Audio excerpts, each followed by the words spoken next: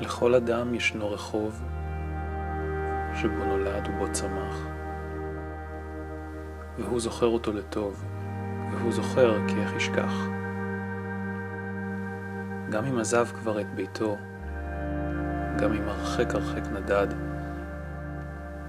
לכל מקום יישא איתו את הרחוב שבו נולד.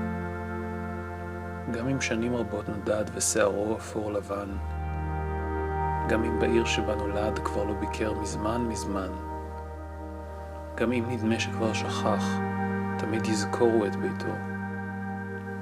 ובחלום מוכר כל כך, הוא רץ ברחוב של ילדותו. ויום אחד הוא שב אליו, הרחוב כבר לא מה שהיה, והמגרש של ילדותו הפך מגרש של חנייה.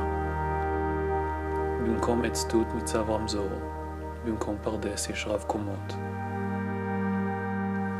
אבל הרחוב ההוא, יחיה תמיד בחלומו.